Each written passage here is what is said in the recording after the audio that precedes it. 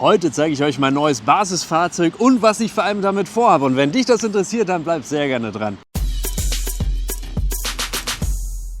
Lasst uns kein Geheimnis mehr draus machen. Es ist ein Fiat Ducato geworden.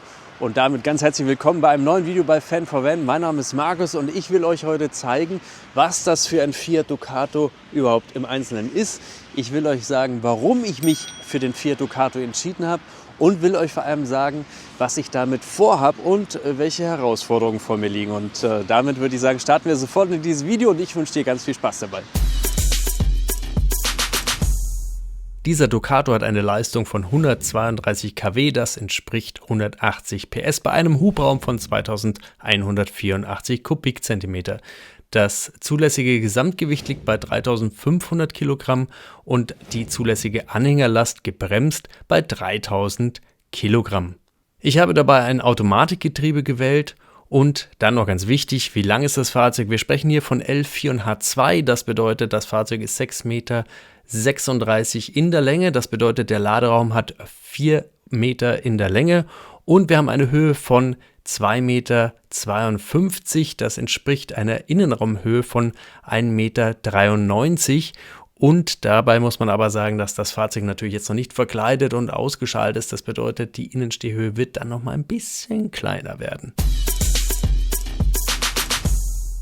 Warum also jetzt einen Fiat Ducato? Und da gibt es ehrlicherweise mehrere Gründe dafür. Einer war, und den fand ich ganz nett, ich habe euch mal gefragt, welches Basisfahrzeug ich mir als nächstes holen soll.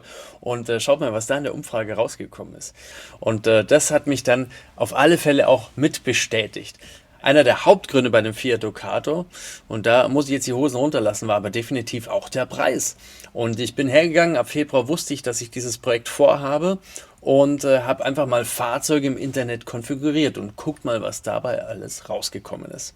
Und begonnen habe ich mit dem Fiat Ducato und dann habe ich mir das alles einfach mal zurecht konfiguriert und der kam dann auf 49.000 Euro. Das heißt, brutto liegen wir da bei knapp 60.000 Euro. Dann habe ich mir gedacht, okay, für das Geld kann ich mir auch einen Sprinter holen. Naja, denkst du, die 64 sind netto, das bedeutet, man liegt so bei 76.000 Euro für einen leeren Kastenwagen. Allerdings muss man dazu sagen, hier schon mit Allrad, genauso bei dem Crafter, aber schaut mal hier, 90.000 Euro brutto.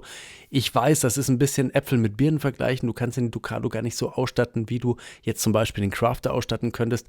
Aber hey Leute, 90.000 Euro. Mir ist klar, wir sprechen jetzt wirklich von Brutto-Listenpreise und wenn man dann mit den Händlern spricht, dann kann man eine ganze Menge machen. Aber trotzdem habe ich mir gedacht, boah, für einen nackten Kastenwagen so viel Asche hinzulegen, das ist Wahnsinn. So, und jetzt bin ich also da gestanden und habe mir gedacht, boah, das ist ja die dümmste Zeit, wo ich dieses Projekt anfange. Jetzt habe ich so ein geiles, fertiges Fahrzeug, meinen Crafter. Ich habe ihn geliebt, den Grand California. Und der war perfekt. Aber klar, ich habe jetzt ein neues Projekt. Warum? Kommen wir gleich nochmal drauf.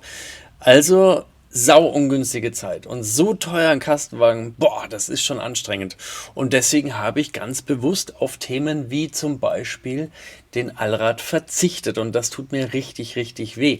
Auf der anderen Seite habe ich jetzt auch gemerkt, dass das Fahren mit dem Fiat Ducato total Spaß macht und ein ganz anderes Fahren ist, als das ich noch von meinem alten Fiat Ducato kenne. Ich habe da auch eine sehr interessante Erfahrung gemacht mit den Assistenzsystemen. Und zwar, wenn ich hier meinen Abstandshalter einschalte, dann funktioniert er erstmal soweit tadellos. Und dann ist mir etwas aufgefallen, wenn ich mit anderen Fabrikaten fahre und ich habe dann eine Geschwindigkeitsbegrenzung auf einmal auf der Autobahn zum Beispiel von 120, dann bremst das Fahrzeug ab und bringt mich auf die 120. Hier beim Ducato ist es anders. Beim Ducato ist es so, wenn der erkennt, oh, wir haben jetzt eine Geschwindigkeitsbegrenzung, dann zeigt er mir das im Cockpit an und ich kann dann mit einer Taste bestätigen, ob ich dann auch auf diese 120 herunterbremsen möchte. Was ich natürlich will. Aber was ich damit sagen will, und das klingt jetzt vielleicht albern, aber dieses Fahrzeug gibt mir nicht das Gefühl, dass ich ständig bevormundet werde. Aber es gibt noch einen weiteren Grund, warum ich mich für den Fiat Ducato entschieden habe. Und das ist hinten. Jetzt weiß ich gar nicht, ob ihr mich hier hinten richtig gut sehen könnt, aber um mich geht es ja auch nicht. Es geht hier um den hinteren Raum, denn ich habe mir sagen lassen, dass der Fiat Ducato, aber natürlich auch dasselbe beim Citroën, dem Opel oder dem Peugeot oder wie auch immer, alles was halt zu dieser Gruppe, zur Stellantis-Gruppe dazugehört, dass man sie immer noch richtig gut ausbauen kann, weil sie halt einfach gerade Kisten hinten sind.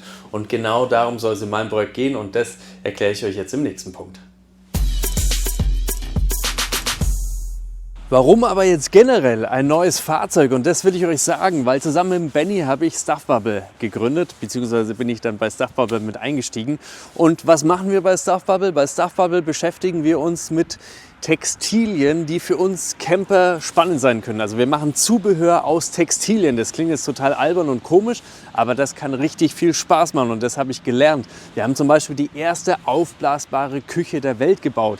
Warum braucht man sowas? Naja, weil das halt super leicht ist, weil wir trotzdem den kompletten Funktionsumfang haben wollen und weil man damit zum Beispiel sehr einfach auf Reisen gehen kann. Ja, und jetzt könnt ihr euch vorstellen, was wir vorhaben. Wir wollen einen der ersten Textilcamper bauen, die es auf dem Markt gibt. Warum? Weil wir glauben, dass diese Leichtbauweise sehr, sehr spannend ist. Ich aber gleichzeitig auf keinen Komfort verzichten möchte. Und gerade wenn wir an das Thema Elektromobilität denken, ist Gewicht wahnsinnig wichtig. Aber auch bei uns hier ist Gewicht sehr, sehr spannend. Und daraus ergeben sich für mich gleich ganz, ganz viele Herausforderungen. Dazu kommen wir aber gleich nochmal. Mir ist jetzt vollkommen klar und ist mir auch ganz, ganz wichtig, dass die Welt jetzt nicht auf den Textilcamper gewartet hat und dass jetzt alle nur noch Textilcamper kaufen sollen. Wir wollen dieses Fahrzeug auch nicht verkaufen. Darum geht es mir überhaupt nicht. Aber mir ist natürlich wichtig, wenn wir solche Produkte auf den Markt bringen, dann will ich sie selber testen, ich will sie erleben, ich will sie fühlen können. Ich möchte wissen, was ist daran richtig kacke, was stört mich, was muss man anders machen. Und das kannst du halt nur, wenn du es selber halt auch richtig lebst und, fühlst. Und das ist genau der Grund, warum ich gesagt habe, boah, ich will da ganz woanders hin. Und ich freue mich schon total drauf, denn, komm mal mit, das hier drinnen soll für mich genau das Spannende werden. Denn ich will es nicht nur fühlen und erleben, für mich sehe ich ganz klar den Vorteil, dass ich hier wahnsinnig flexibel sein kann. Das bedeutet, ich habe hier vorne schon meine Schienen, denn hier kommen meine Sitze rein, wenn ich mal mehrere Leute mitnehme. Das bedeutet, ich kann hier standardmäßig die Küche haben, so wie man es kennt. Werde ich aber nicht machen. Ich werde die Küche hier haben.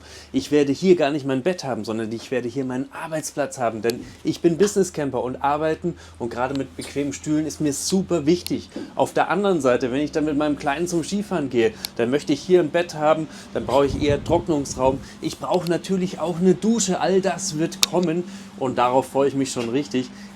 Generell mit den Schlafplätzen, das wird super spannend. Und das ist auch genau das, worum es mir geht. Wie ich es schon gesagt habe, ich will in Zukunft keine Textilcamper verkaufen.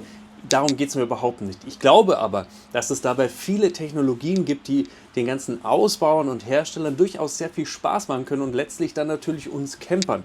Und da haben wir sehr viele Ideen und einige davon, kleine, die werdet ihr schon auf der CMT sehen. Und das bringt mich noch zu den Herausforderungen, die ich mit diesem Fahrzeug habe. Eine der größten Herausforderungen ist, dass dieses Fahrzeug auf der CMT unter anderem ausgestellt wird. Denn wir haben einen Stand auf der CMT in Halle 7, Stand A03, glaube ich. Das schreibe ich euch natürlich alles nochmal hier unten in die Videobeschreibung und ihr werdet es auch in Zukunft mitbekommen, wenn es euch natürlich interessiert. Aber zur CMT soll dieses Fahrzeug schon ausgestellt werden. CMT bedeutet, wir haben jetzt Ende November und wir haben damit eigentlich nur noch einen Monat, um dieses Auto fertig zu bekommen. Abartig. Ja, und jetzt seht ihr schon, hier wird wahnsinnig viel passieren. Und gleich mal vorweg, ich werde das nicht selber machen. Ich habe nicht mal die Räumlichkeiten, abgesehen vom Werkzeug, noch das Know-how, sondern das mache ich mit richtig coolen Partnern zusammen. Und wer das genau ist, was wir da alles im Detail machen, dazu gibt es natürlich noch mal ein eigenes Video. Prinzipiell heißt es hier erstmal Schaffen der Infrastruktur, Dämmung reinbauen, eine schöne Wandverkleidung reinbauen, aber natürlich auch die Infrastruktur Wasser, Strom, Heizung. All das muss hier in dieses Fahrzeug basismäßig rein. Wir bauen in der Zwischenzeit die entsprechenden Möbel, damit ich hier überhaupt mal schlafen kann. Und was dann natürlich auch noch dazu kommt, wir bauen einen Schlafplatz und zwar auf dem Dach. Und das wird sehr speziell und da bin ich mega gespannt. Wir haben damit begonnen vor 4 Wochen und müssen das Ganze zur CMT nach Stuttgart bringen. Aktuell ist das Ganze noch in Sri Lanka. Eine meiner Herausforderungen.